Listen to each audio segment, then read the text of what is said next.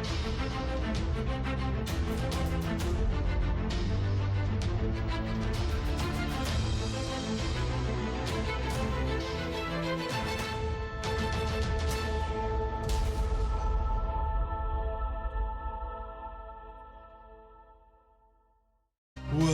to episode 67.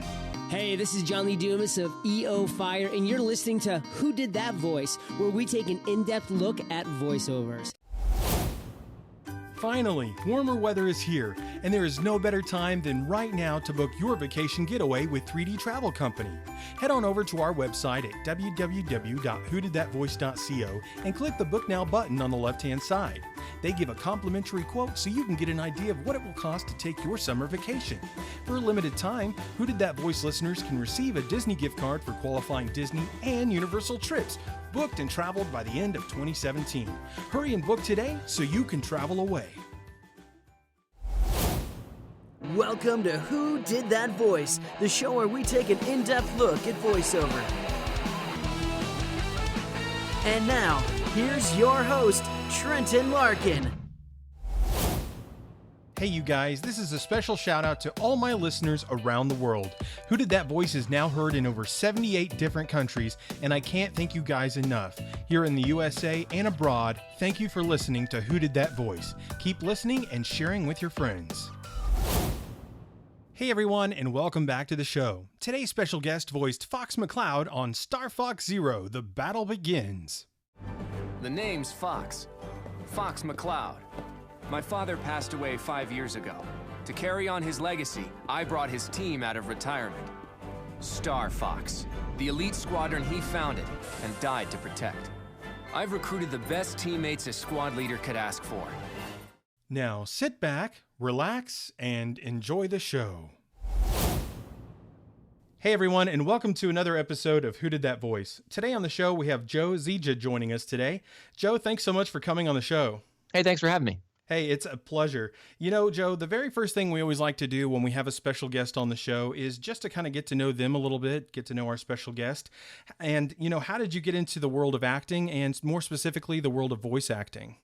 So my story is a little bizarre. I actually didn't grow up acting. I have no acting in my family, et cetera, et cetera. I was actually an officer in the Air Force for quite some time, and then I worked for the government after I got out.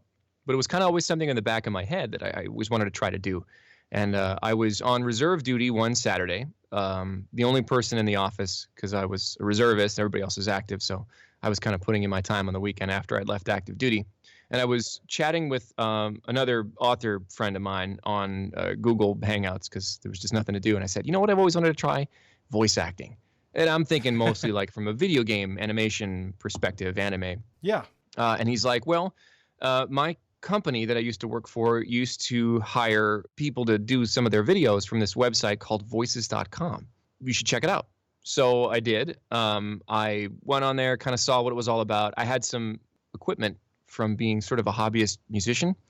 And I actually booked the first thing I auditioned for, which was pretty much like everybody else, a cartoon panda speaking Arabic to children.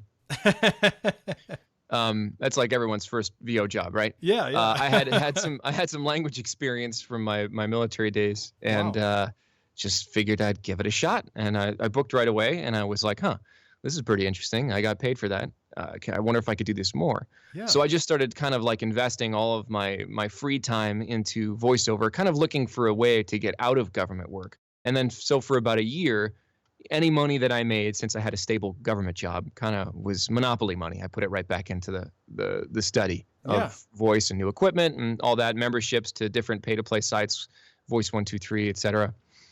Some business coaching from a good friend of mine now, J. Michael Collins, who kind of mastered the pay-to-play world before I came on the scene. And for about a year, I would come home from working for the government, and I would work until like 10 o'clock at night, doing auditions and jobs, upgrading my equipment, kind of feeling things out. Within about 10 months or so of that, I was talking to my government job and saying, I need to go part-time or I need to quit. What do you want me to do? And they gave me a part-time slot for a little while, and about 6 months later, I quit everything. That was about October 2014. I quit my day job. And then 8 months later, we moved to LA to go hunt the big stuff. So decided to give up the government job to follow the passions and dreams. Yeah. Wow, that is awesome. I mean, such an organic story. I have not heard a more unique story, I think, to date. Especially from someone not coming from a background of acting or anything remotely. So that's very fascinating. And thank you so much for your service to our country. Oh, thanks. Joe. I really appreciate what you do, and I appreciate all of our servicemen and women for what they do in fighting for our freedoms. And it's fascinating that you were able to voice. You said a panda in Arabic, correct? Yeah, it was, pretty basic it was a kid's game, teaching, I can't remember if it was, I think it was teaching Arabic children how to speak English. So it was more of like you click on something and it'll tell you, the number in Arabic and then in English, or like, simple basic phrases. I'm not fluent by any stretch of the imagination, but I can handle, 25, 30 words that I, practice and then repeat. Oh, absolutely. So it was kind of an ESL program, English as a second language kind of thing, maybe for kids. Yeah, it was a little video game for kids. Cool. Awesome. Well, Joe, speaking of different projects you've worked on, I know you've worked on an audiobook that recently came out last June called Mechanical Failure. And tell us a little bit about that project and what it was regarding and what you were telling and what was the story you were telling there. So actually, I wrote Mechanical Failure. Oh, That's wow. my book. That's awesome. I've been writing for quite some time, and I actually always sort of thought that becoming an author would be the thing that took me out of government work. Yeah. But I didn't actually get published. Well, I didn't publish a novel until a year or so after I had already become a voiceover artist. So Mechanical Failure is actually the first book in a trilogy that I sold to Simon & Schuster in 2015. It released in last June. The second book is due to release this October or September, and then the third book will come out sometime next year. Fantastic. And so part of the deal when we were negotiating audiobook rights for the book through my literary agent, I was like, you got to find somebody that's going to let me narrate it, because I don't want anybody else to narrate it, because I'm a voice actor. This seems really like a natural fit. So it was important for me to find somebody that was going to give me creative license, not just treat me as like a teleprompter. And so we ended up selling to Tantor Books, who gave me all kinds of creative license to do fun things with the book. And that was like in the contract when we sold the audio rights to Tantor. It was like, you can buy these rights, but you also must hire Joe as the narrator. That's awesome. I love how y'all work that in. And so, you're going to be voicing, of course, the other books as well then. Yep. Awesome. That is so cool. To be able to write and voice your own book, that has to be super awesome. It is a lot of fun. And for the most part, like I don't do a lot of audiobooks. It's just not the thing that I enjoy the most. But I guess narrating my own is pretty fun. So most definitely, I would think it would be, especially if I wrote a book. I know that would be pretty cool to get to voice it. Well, Joe, where can people find your book, and how much are they looking at to purchase it? It's on Amazon.com, Barnes & Noble. It's everywhere, because Simon & Schuster is a big publisher in New York. You can walk into any Barnes & Noble and find it. So the price will vary depending on the venue. I think the Kindle version is probably $10. Paperback's probably $12. I'm not actually totally sure. Okay. But yeah, if you just search for my name or Mechanical Failure on Amazon or anywhere, you'll find it right away. Awesome. And Joe, just for the listeners listening on the show today, spell your name for us so they can find your book online. Zieja. Thank you so much, Joe. It's like a military science fiction humor book that's, I would say, extremely loosely based on my military experiences. I pitch it as Catch-22 in space. Barnes & Noble compared it to Hitchhiker's Guide to the Galaxy, but it's got a little bit more of a military bent to it. Okay. Very interesting. Well, that is definitely something I want to check out. I was listening to a soundbite before we did our interview just to kind of get a little grasp on it. And, I loved what I heard, and I definitely want to check out the whole book. So, oh, cool. Thanks. Yeah, very much so. Yeah, man. Great work. The next thing, hey, you're very welcome. The next thing I wanted to talk about with you is something that I absolutely loved, which was the Star Fox Zero project that you did, The Battle Begins, and you played Fox McCloud. That was super awesome, man. How did that all work out for you to get that role? Actually, they cast that through one of the pay-to-play sites. Oh, and wow. I had no idea what it was when I auditioned for it. Actually, they sort of pitched it at first like a voice match. Okay. But I didn't recognize the little bits that they sent. I mean, I'm a fan of the Star Fox series as well, so I'm actually kind of surprised I didn't pick it up. But they sent over these clips, and they wanted somebody that could sound like Mike West, who does the voice of all of Fox and all the video games, or at least most of the video games. And I don't know why they didn't hire Mike West or what they were thinking of doing, but I'm happy. I got the email from the casting director, and they were like, "Hey, we're hiring you for this. It should be." It actually said multiple roles, so I thought like, "Oh yeah, okay, I'm background voices." Yeah. Yeah, and they sent me like an NDA, and I open up the NDA, and it says Nintendo on it, and I'm like, "Huh, what's Nintendo doing right now that they'd need voices for?" And I actually thought like, okay, so I know there's like a Zelda game in the works. I know there's a new Star Fox game that's kind of in the works, but it's late in development. I don't know why they'd be tapping voice actors now. Anyway, I couldn't figure it out. And so, I got kind of excited. I told my wife about it. I think the day before I was scheduled to record, I got the sides and I open it up and it's Fox McCloud. And I'm just like sitting on the couch going like, no.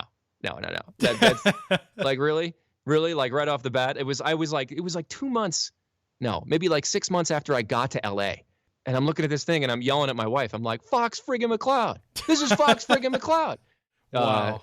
And so, yeah, we had a ton of fun. It was like this really fast project. They recorded it 2 days later and then put it out a week later, and then really didn't let us talk about it even after it was released for about a month, until the game itself came out. Yeah. The animation vignette was designed as sort of like a prequel to the game. Okay. So crazy fun project, totally unexpected. Yeah. Dude, yeah, I mean, coming right into LA and practically getting that's just awesome, dude. I mean, Fox McCloud has always had such a unique place in my heart, because I've loved video games since forever. And the games were just, I know, I was like talking to my wife the other day about our N64. I was like, we need to get the Star Fox game.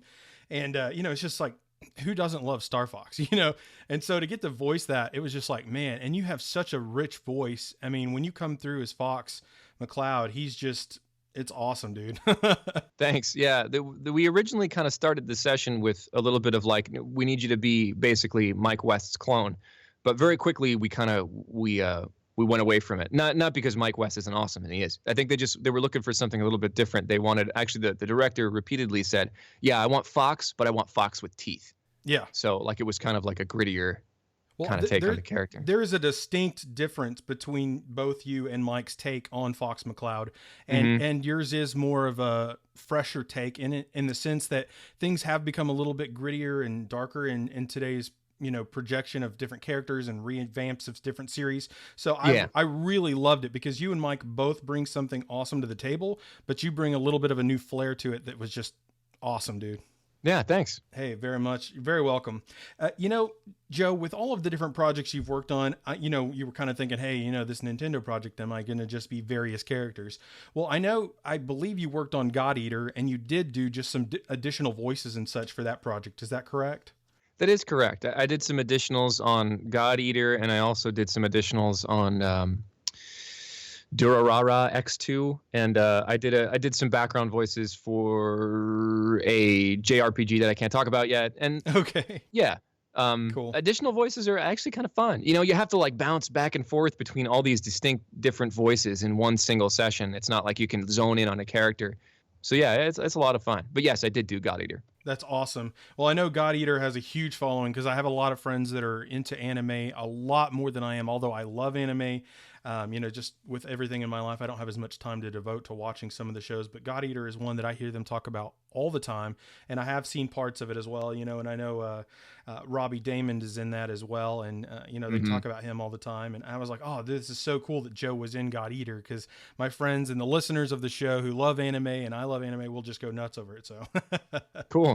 But, Joe, one of the things I always like to ask my special guests when they come on the show is what kind of advice would you have for somebody who might be looking at joining voiceover for a potential career path? The advice that I give a lot is you really have to learn how to take your career into your own hands. I mean, that's been kind of my personal approach. Voiceover as an industry has shifted even in just the few years that I've been around. So you have to kind of, predict and preempt where things are going to go. You got to do your own marketing. You got to do your own auditions. You got to be your own director. It used to be, before I was even thinking about voiceover as a career, It used to be kind of, you would get work from your agent. Your agent would call you, be like, hey, I got you something. You'd be like, cool. And then you'd actually physically travel to some place. You'd wait in the lobby. You'd do the thing. You'd know the name of the producer. You guys would go have drinks, blah, blah, blah. It's not like that anymore. It is for people that have been in it that are so vested, I guess is the word. They've been around for so long that, that sort of career structure still happens. But I'm not sure how often it happens anymore. You really have to go out there and market yourself. You have to get in front of casting directors if you're in the LA market. And also realize that voiceover, like even my work now, 95% of my work is super unsexy. You got to go out there and you have to use your voice for everything. If you're going to bank on making your mortgage payments with just video games, that's tough. There's maybe like 5 guys in the industry that do that and don't do anything else. You got to diversify and you got to hunt your own work. So it's become very much of a field where you've really got to pursue every aspect because it's not all kind of structured like it used to be years ago. Yeah. It's a gig economy. It's very much a gig economy. Absolutely, Joe. Well, I know we kind of briefly talked about some up and coming projects that you could and couldn't talk about, but are there any other things that we haven't mentioned that are up and coming for you that you don't have NDA on? Gosh, no, I have 3 actually really cool big things that are 4. I have 4 big things I think that are coming out this year. I can't talk about any of them. There's 2 JRPGs that everyone will know that I'm in. I did dubbing for a feature film that got a lot of attention on a bunch of websites that I can't talk about. I'm actually, I did a role in a TV show that I can't talk about either. So, well, we'll definitely be keeping our eyes out for your IMDb and other pages that might have information on them for your updated career paths to be soon. I can't even think of the word. Soon exposed to the world. Yeah. Yeah, I know with the NDA, it becomes difficult because there's some things you're probably just busting at the gut to share, but you unfortunately can't. Yeah, for sure. For sure. There's a couple of smaller like indie games that I'm going to be in that I could talk about. A game called Nilo and a game called Fallen Angels that are both indie projects. But I don't know that they've even gotten any like press yet, so I don't know if anybody knows about it. As far as Fallen Angels go, it is coming out, I believe, sometime this year, isn't it? Yes, it is coming out this year. A lot of the development is in progress. So. Okay, fantastic. Well, Joe, do you have a website or social media, or how can people reach out to you and contact you if they're just inquiring about voiceover questions, or maybe they want to hire you? Pretty much everything is on under Joe Zieja. So joezieja.com is my website. At Joe Zieja on Twitter, joe.zieja on Facebook and Instagram and everything. If you just search Joe Zieja, I'm kind of the only game in town when it comes to Joe Ziejas. Awesome. Fantastic, brother. Well, I've got 2 final questions for you, and we will wrap this interview up, brother. What is your favorite cartoon or show from growing up and why? Gosh, that's hard. I was such a huge fan of the original Voltron. Oh, yeah. I mean, like, so much so that I have a soon-to-be 4-year-old daughter, and I got her hooked on it because I have like the DVD collections of like the old Voltron episodes, and we just sit there and she yells about the lions on the screen. That was definitely one of my favorite cartoons growing up. Absolutely, that is a super big classic and one of my favorites. So that's awesome, Joe. Well, Joe, I have the last question for you here, and it is: what is the legacy that you want to leave behind? I am, above all else, passionate about storytelling in all of its forms. So I think that stories are the way that we communicate with each other on a level that you just can't use normal dialogue for. It's why I write books. It's why I came out here specifically to get involved in thick storytelling voice projects like video games and animation. Stories have the power to widen the perspective of the people that experience them in ways that simple education or textbook or you just can't do. So I want to leave behind a whole trail of really strong stories that I helped tell in some fashion or other that helped, I guess, widen the human point of view. Absolutely, Joe. I think that's fantastic. Your legacy that you're wanting to leave behind. I really appreciate you sharing that with us today and for giving us some of your valuable time here for the show today. Absolutely. Thanks so much for having me on. It's always fun to chat with folks in the industry. Absolutely, Joe. Well, Joe, it has been an absolute honor and pleasure having you on the show today. Would you please give us a special closeout as Fox McCloud? Hey, this is Joe Zija here on Who Did That Voice. Let's rock and roll! Hey everyone, I sure hope you enjoyed today's episode with Joe Zija, the voice of Fox McCloud from Star Fox Zero: The Battle Begins. And if you did, please find me on Facebook, Twitter, or Instagram by searching Who Did That Voice. I would love to hear from you. You know, a question you might ask yourself is, where can I listen to Who Did That Voice? That's an excellent question. You can hear us on iTunes, Stitcher Radio, TuneIn Radio, YouTube, and our website at www.whodidthatvoice.co. Click the episodes tab and listen away.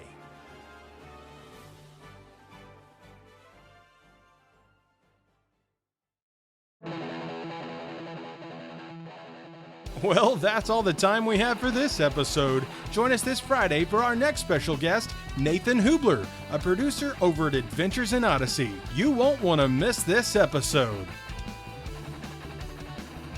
Hey, do you ask yourself who did that voice? Well, if you do, go to our website, www.whodidthatvoice.co, and click on the Episodes tab. Choose an actor, pick their name, and see pictures from the different characters they voiced in their career. Thank you for joining us today. We'll see you next time for more discoveries on Who Did That Voice.